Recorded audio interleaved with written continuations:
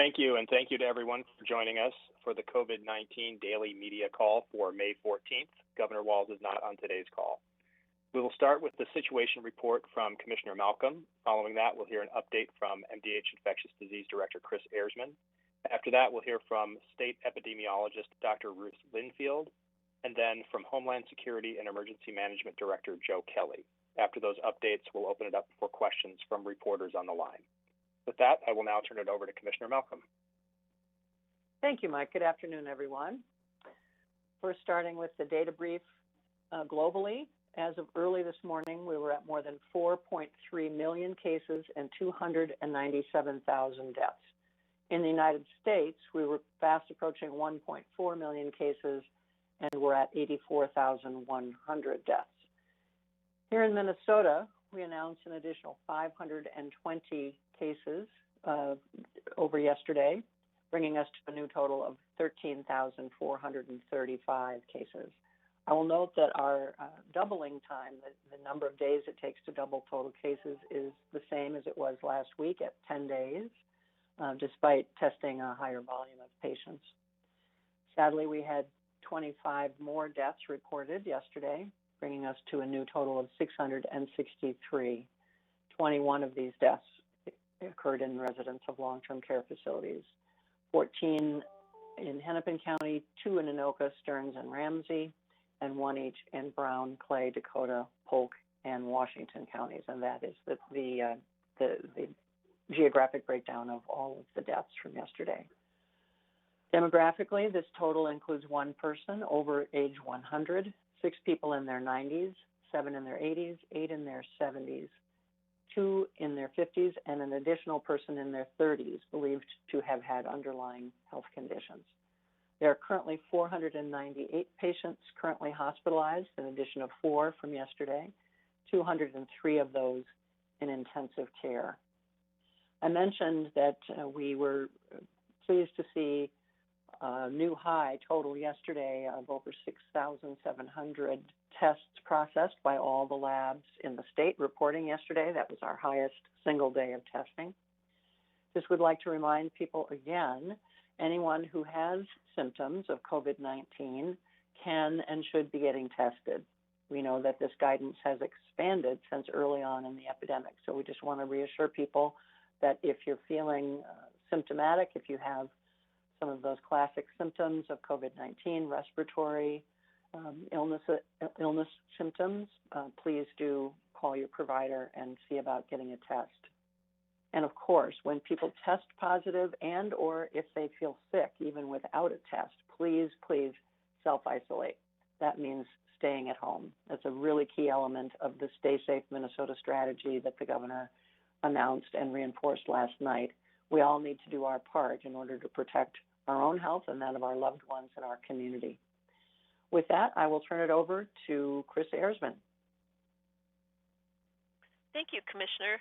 I just have 2 pieces of good news to share.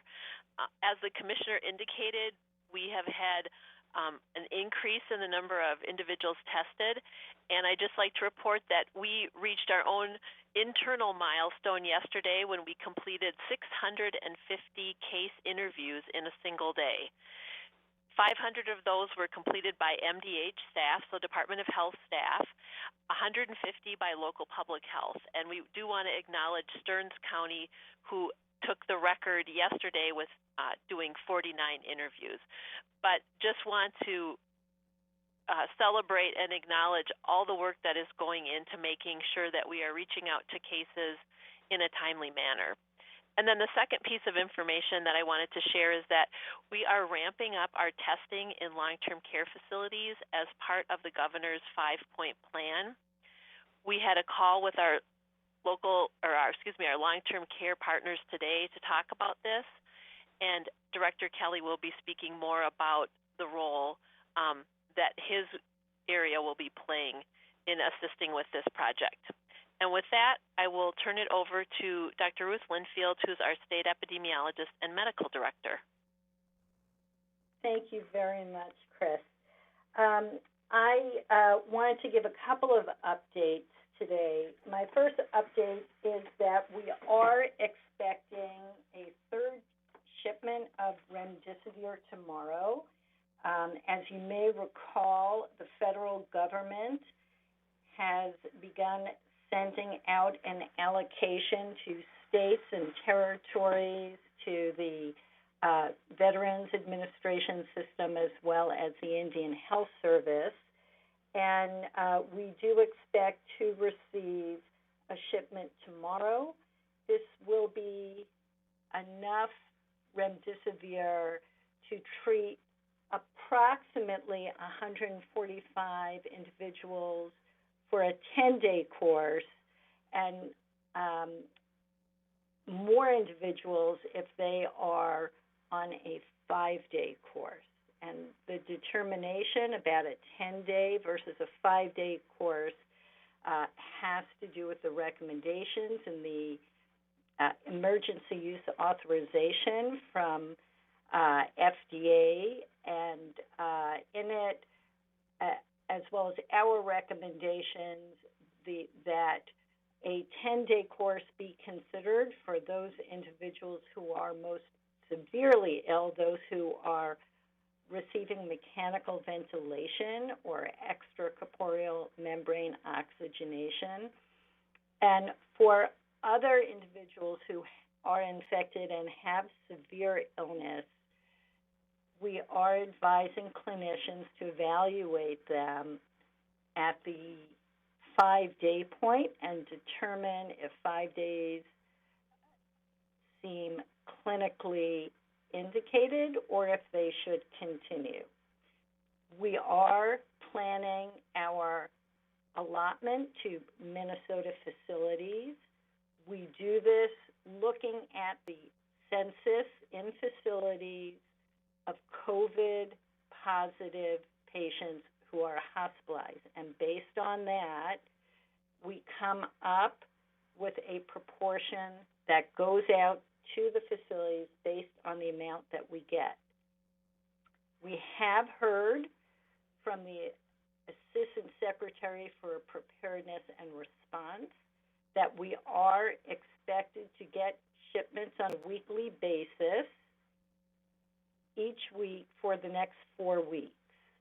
And they will determine the amount that comes to us based on the census of COVID-positive patients in Minnesota hospitals. We do not know exactly how much we'll be getting on a particular week, and we do not know when it will be coming on a particular week. They usually let us know the day before it arrives. The next thing I wanted to mention is that you may have seen a new dashboard posted last night, and this has to do with the COVID-19 dial back measures. And the governor asked us to come up with some measures for which we can assess the outbreak in Minnesota, and he could use these in consideration of whether we need to dial back or not. We did come up with 4 indicators, and I'll go through them. But we are continuing to refine the measures, and over the coming weeks, we will potentially add some measures or tweak them as we see how it works and as we get more information. We base these measures on ongoing surveillance of testing and case trends in Minnesota, and we refer to federal guidelines and gating measures from other states. We do have a Minnesota COVID model that Stefan Gildemeister has talked about in the past, and a lot of great work being done with University of Minnesota. However, these measures are not derived from or tested against that model in case people have questions about it. When you look at that dashboard, you should be aware that there is a data lag period. And so to provide the most accurate information for laboratory testing, we are using a data lag period of 5 days to account for the time between the specimen collection, analysis, and reporting to MDH, because we want the data that we present on this dashboard to be as accurate as possible. For cases, we're using a 7-day lag period to account for case interviews to verify and collect the necessary information. If we don't have all the information we need for one of the metrics, it is looking at community spread. So if we don't have the data, we are not using those cases that have an undetermined source of exposure if we have not completed the interview with them. And we will be adding in additional data as we get them. So you may see some fluctuations, and I wanted to explain why that was. So here are our indicators. The first one is the proportion of tests that are positive. And so a positivity rate of 15% or more on average over 7 days, or a daily percent positive that increases 5 percentage points over 14 days, is of concern. Currently, we are at a 14% average rate, and we have decreased 7 percentage points. We also have a measure to look at PCR testing capacity. And the current threshold, and this may change, is if PCR testing capacity drops below 5,000 daily tests on average over 7 days. And currently, as you have heard from Commissioner Malcolm, we certainly have exceeded that. We have had a 7,791 average daily supply capacity on hand. And this is, we assess this on a daily basis, but we take an average in order to smooth out some differences. Another measure is the case doubling time, and Commissioner Malcolm had shared those data as well. This is the days for a number of new confirmed cases to double, and whether it is on average a rate of 5 days or faster over a 14-day period. We are currently at an approximate 9.5-day case doubling time. And our last measure, and unfortunately this is the measure for which we have not met our goal, and that is community spread without known contacts. And so this gives us a sense of whether there is more widespread transmission in our Minnesota communities. And the threshold for that is the percent of unknown contacts for a case is above 30% on average over 7 days, or if the rate climbs more than 5 points in 14 days. Currently, 36% of our cases have no known contact, and our rate has increased 16 percentage points. So of the measures I've described, this is the one that has not met our goal.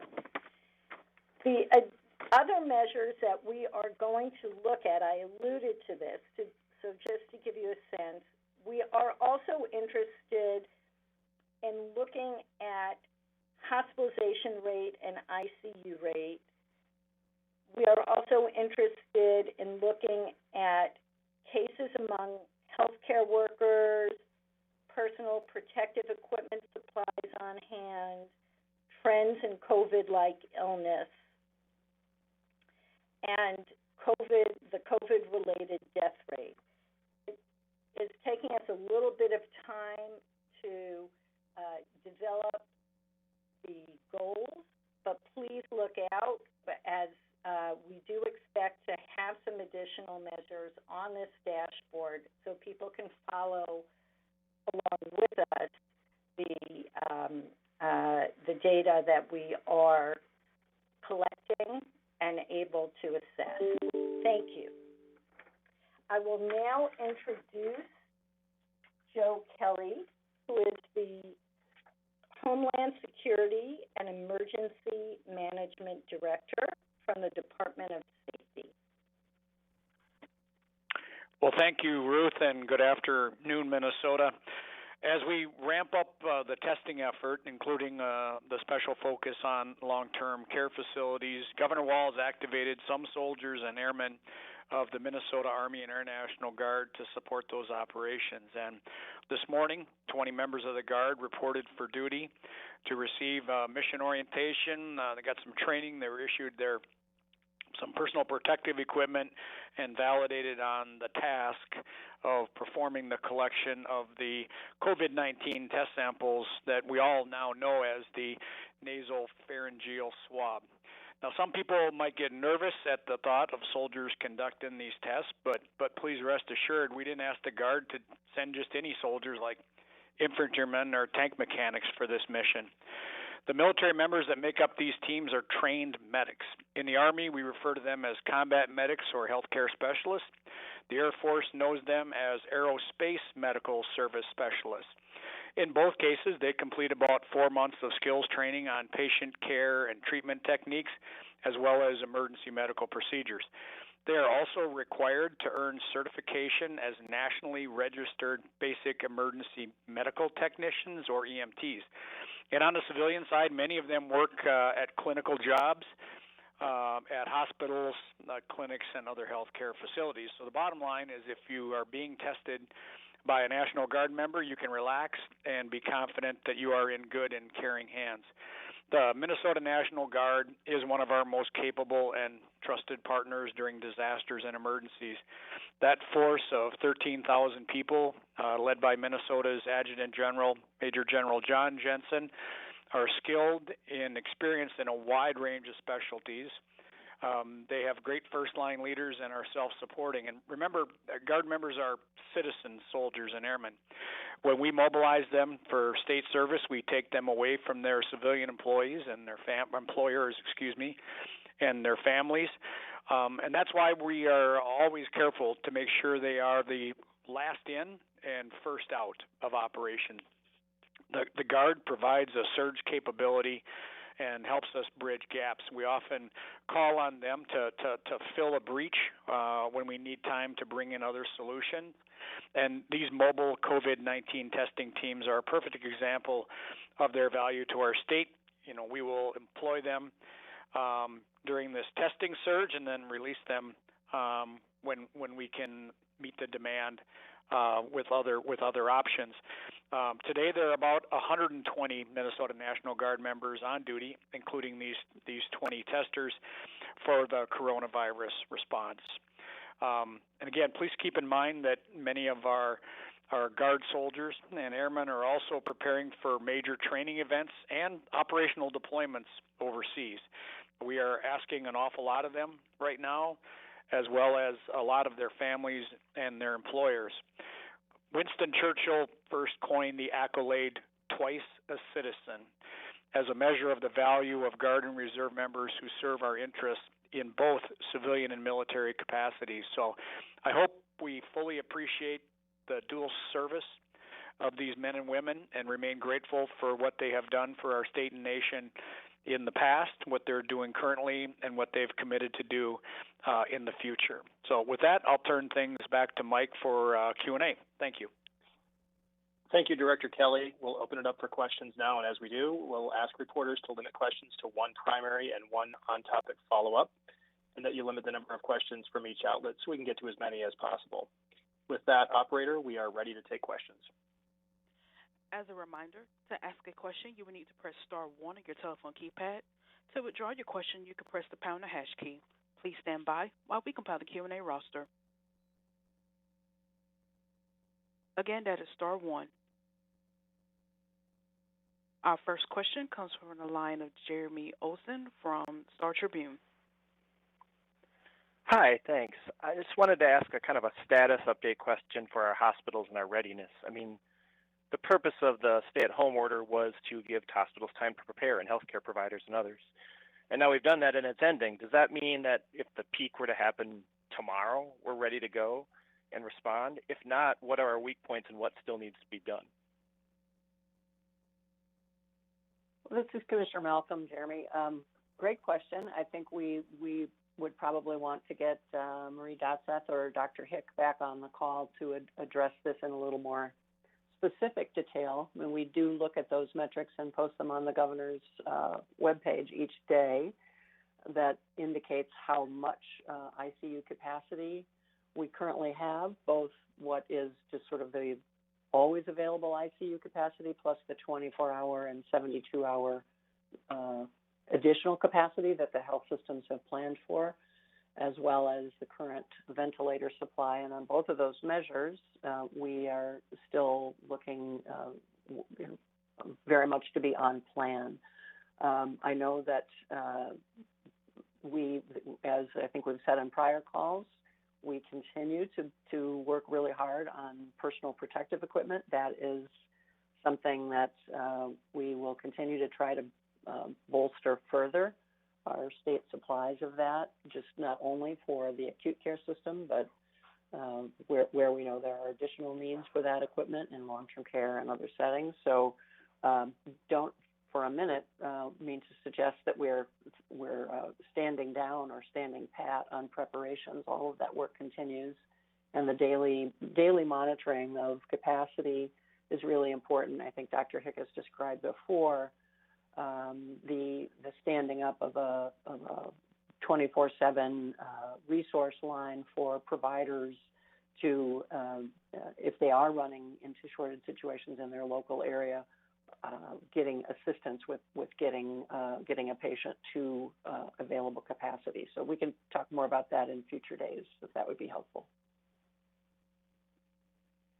Yes, and then unless anyone else had comments on that, my follow-up would be, I was actually surprised there's no monitoring of the things that Dr. Linfield described of hospital capacity. And maybe you're watching that anyway, but I mean, if we're running out of ventilators, isn't that as important as like the testing capacity? Is there going to be a dial for that as well?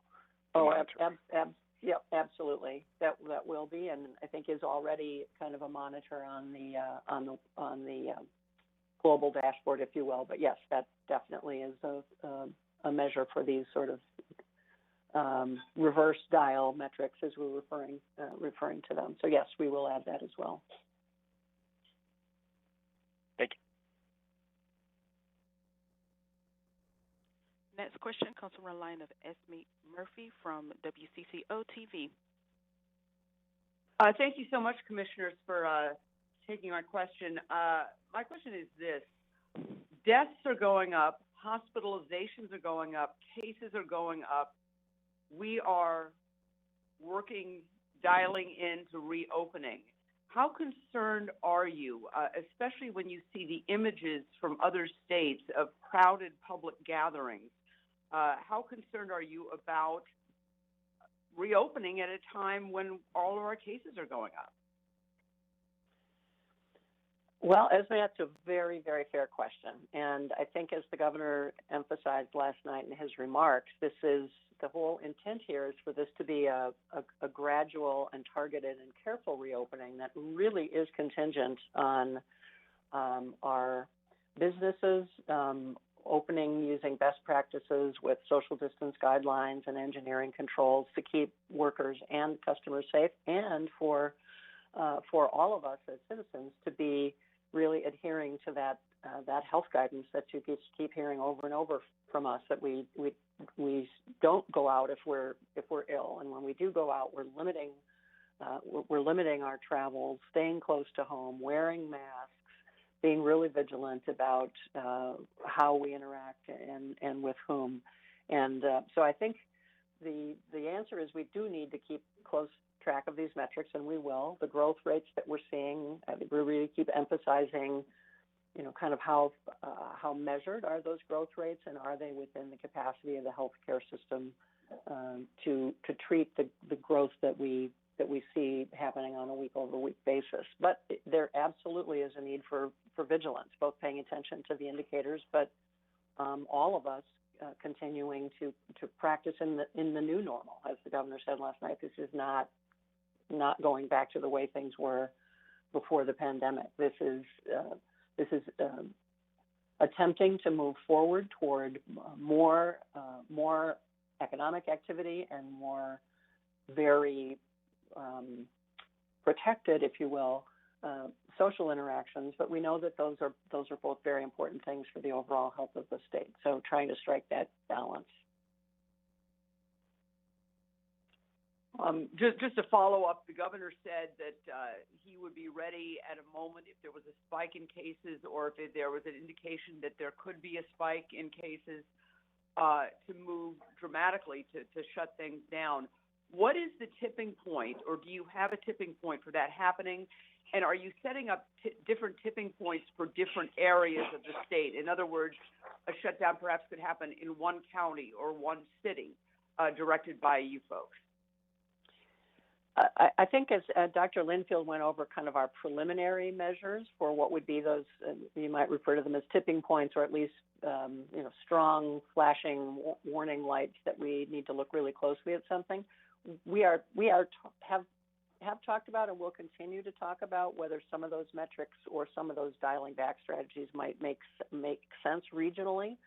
That is not where we are at present. We're taking a look at the entire state, but it is possible as we learn more about the status of the epidemic in different regions that we might do something of a more targeted nature. But the case doubling time, the testing positivity rate, the degree of community spread, and then those hospital metrics that we just talked about as well, all are the indicators we're going to be looking at. Thank you. Next question comes from the line of Emily Hovick from Carrie 11. Hey, Commissioner and everybody. Thank you for taking my question. Could you speak a little more to the restrictions around groups of under 10? And I mean, just really practical tips for people who maybe as the restrictions start to lift, they want to become a bit more social, but they want to do it in a safe way. What does a safe gathering look like? Does it matter if you see the same people every week, or your group changes a lot week to week? Can you just speak really practically? And then, I mean, is it better to be in your backyard than in your home? I think we've talked about these things, but right now with the new order in place, what are you asking of people? Well, I'd certainly invite Chris and Ruth both to chime in as well. I think our guidance up to this point has been really to restrict gatherings to household members only. And so this additional flexibility allows for gatherings of less than 10 people, not restricted to the same household, but still to practice social distancing, to be at least 6 feet apart, ideally to wear masks. Certainly being outside presents a little bit more of a safe zone, if you will, as opposed to confined indoor spaces. But that social distancing, masking, obviously not gathering if anyone in the group is ill. All of those things are just perhaps more important now that we be vigilant on that, with the intent of allowing some additional social interactions. But Chris or Ruth, would either of you like to comment further? So this is Ruth. The only thing I would add, I'm sorry, Chris, I'll turn it to you, is that we still are really concerned about our elderly and people with underlying conditions, and we really do want them to be safe. And with this virus, it really is a stealth virus, because people can transmit it before they develop symptoms, and some people don't develop symptoms, or they develop very subtle symptoms. And so we really want to protect these individuals, and we really encourage them to stay home as much as possible. You know, if you have an elderly neighbor, I think the governor talked about this, maybe do their grocery shopping for them and drop it off. But don't have a face-to-face prolonged conversation with an elderly neighbor. You know, really take this seriously. We want people to take this seriously. As all of you have articulated, this virus has not gone away, and it really is up to all of us to do our part to keep transmission down and to really continue to work with those measures. Chris? The only thing I was going to add was just to simply say that even as you're considering your social distancing and being outdoors, remember that your exit and entrance matters. So in other words, if everyone's coming together to then get to the point where they're 6 feet apart, you want to avoid that. So just make sure that you're considering your exit and entrance as you're considering your distancing. Can you clarify that a little bit? Do you mean people all walking in through the same area, or are you talking about going on car rides with others? Well, I guess both.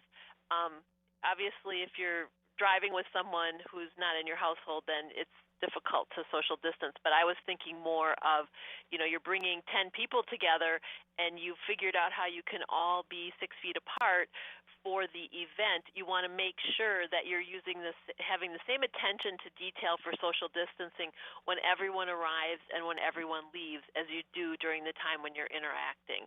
Because oftentimes you can have people clumping together, if you will, as they're coming or going. So just that's an important part of the whole process. And another good reason to wear masks when you're in the car or in close proximity, especially. Thank you all. Next question comes from the line of Matt Sapit from Minnesota Public. Hi there. I guess this question would be for Joe Kelly. How is the mobile team testing going in these long-term care facilities, and when do you think that pilot program might be expanded? You said there were 20 people doing the actual testing. What are the other 100 National Guard members doing in terms of supporting those? I know that's a bunch of questions there. Yeah, thanks, Matt. I'm going to answer the last one first and then probably turn the long-term care testing, mobile testing back to the epidemiologists. The other 100 or so National Guard personnel that are working in addition to supporting this testing mission, they're working in our operations center, helping with planning. Of course, they're still working on, a couple of them are still working on the alternate care site, and there's a fair number of them working in providing support to our personal protective equipment or PPE warehouse. As far as the time horizon for the long-term care testing, I'd be more comfortable pushing that back to the Department of Health. Jan, do you want to take that, or do you want me to? Why don't you, Chris? So we are working with both the State Emergency Operations Center, as Director Kelly said, as well as working with facilities to talk about the importance of testing. As I mentioned, we just had a WebEx with them today to go over what the plan is, what considerations they need to think about as they're ramping up to do testing in their facilities. So our expectation is that this testing will go on over the next number of weeks, and the National Guard is assisting us to help get that jump started. We're looking to have some strike teams that will be stood up that can assist with testing if facilities don't have a health system or usual provider that can help them. And so all of those things are being put in place, but the testing is starting now, and it will continue, and we expect that it will be ongoing for a number of weeks moving forward. Okay, and just to clarify, Chris, has a guard medic actually taken a test or given taken a COVID-19 sample from someone? Have they been at the facilities? Are they doing what has been planned? My understanding is that it is now 2:36, and I believe they were going to be starting some of that at 1. So my assumption is that, yes, they have done that. Okay, and then just a quick follow-up. Are they testing facilities that have had confirmed cases or people with symptoms, or are they going to all facilities regardless of prior confirmed cases? We are starting with facilities that have had a confirmed case, and they are testing all staff and all residents of those facilities. And once we've gone through the facilities that have had a case, we wanted to start there, then certainly, yes, we will be testing even more broadly. Okay, and then, sorry, just one. Are there plans to expand it beyond these 20 medics, or are you going to need more guard medics to be helping out with this? And that's seriously my final question. Well, as I mentioned, we are in the process, and when I say we, this is Director Kelly, the State Emergency Operations Center, the department, all the partners that are working together to make this happen, are working on standing up some strike teams that would be available to do testing in regions. So our desire is that if a long-term care facility has a relationship with a health system, that they would use that health system to do testing for them. If they already work with a certain provider, that they could go ahead and do the testing that way. If we have a situation in which a facility doesn't have that as an option, then we have the ability to pull in a strike team that could help with that. So our goal is that facilities would be working with their usual provider of care, but in a situation where that's not possible, then there would be these strike teams. And the Guard is serving as a bridge between our current state and our desired state with the strike teams to help us get to that point and to make sure that we're testing even as we're in process. Okay, thanks, everybody. Next question comes from the line of Tom Hauser from KSTP TV. Hi, my question is for Chris Erzman. Chris, a couple of weeks ago, you told us that 99.24% of the deaths in Minnesota were people with significant underlying health conditions. Can you update us on that number, where that stands now, and have you considered making that part of your daily dashboard? We are at, for the cases who have died, 98.8% have identified an underlying health condition. And so just to be clear, we always have an element of missing data because we are in the process of adding to our data each day, but we have 493 of our deaths that we have information for, and 493 that we know had an underlying health condition, 6 that we know did not have underlying health conditions, and then we are still waiting to get data on 164. But we're at 98.8. And have you considered making that part of the daily dashboard? Well, you know what? We will do that. We will consider that now. Thank you. And Joe Kelly, quick question for you. Can you give us an update on the warehouse facility for the human remains and also the facility in Roseville that would help with overflow in case the hospitals fill up with COVID-19 patients? Yeah, thanks, Tom. We are in, I guess, and I'm not a real estate agent, final negotiations and working through the paperwork for the acquisition of the building. So I do expect that warehouse to be purchased early next week, that we would be able to close that deal. The alternate care site in Roseville, they are probably, I would say, 2/3 to 3/4 of the way through the reconditioning and modifications to that building, and all of that work should be completed by the 22nd of May, which is, I believe, next Friday. So that's well on track. Okay, thank you for the updates. question comes from the line of Bill Werner from Minnesota. Thank you, Commissioner, and others. This follows off of something that Dr. Linfield said, but I think that, Commissioner Malcolm, it may be for you.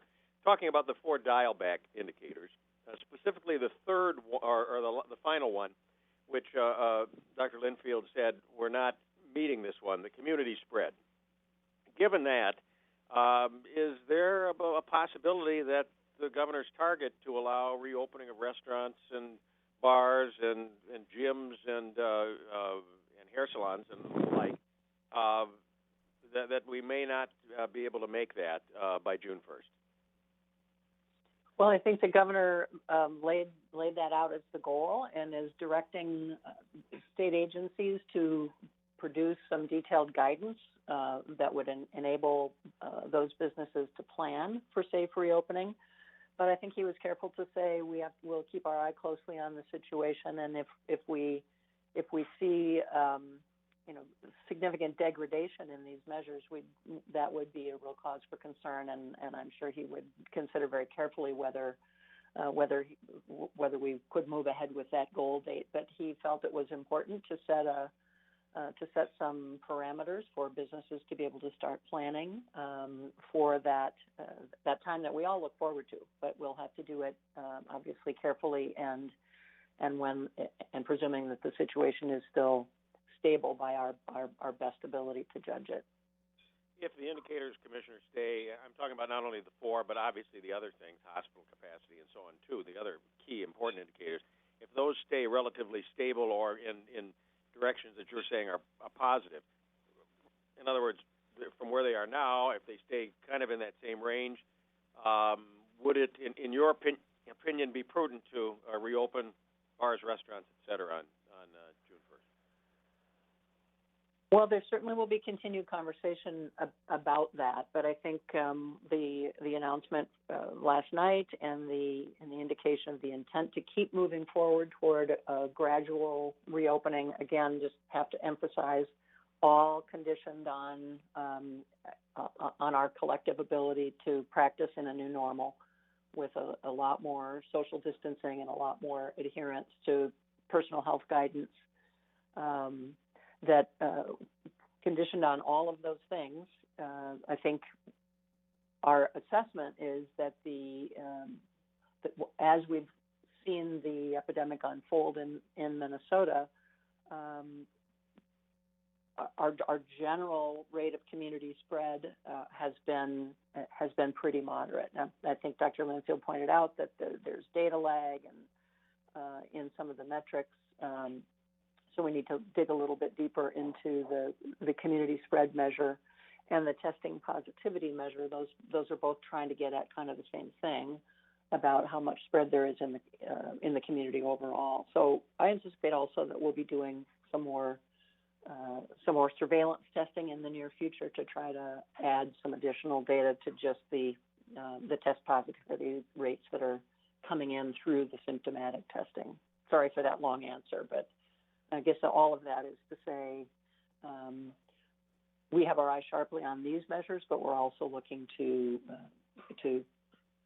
add to the measures and to maybe have some better disaggregation of some of the data underneath these averages. Thank you, Commissioner. Operator, we have time for one more question. Okay. Our question comes from the line of Greta Call from MinPost.